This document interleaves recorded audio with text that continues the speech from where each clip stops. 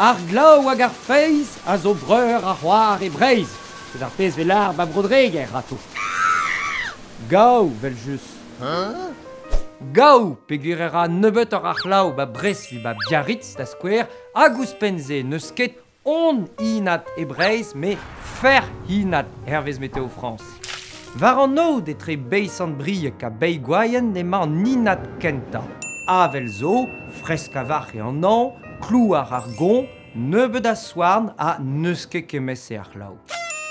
Endro da veissant malo hag a hed ouch war reste ema an eil inat. Avel zo o fez a bepret, me brawar e an an. Wow! Gouzei on dachena ledan or tro-dro d'ar menezare, broleon hag a loden va deus brogerne. Yin e argon, ne ke gwaldom an an, a var ar marat e ra glav aliesor vivar an naut. Deus tu ar reter ar vechman en argoat e kavet on dachen etre gant un amzer etre, dan ma aval deus an amzer a kavet var vord ar mour.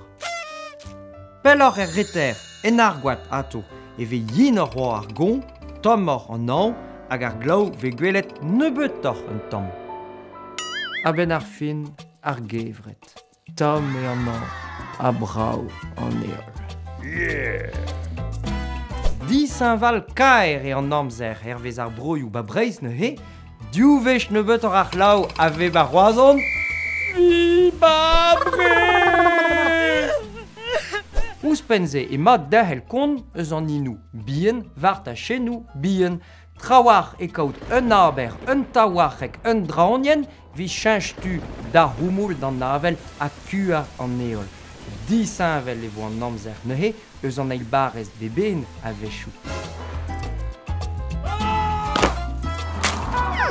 Meset ar pez sopli jus gant an amzer e breiz, kant bro, kant giz a 6 amzer e korfen devez.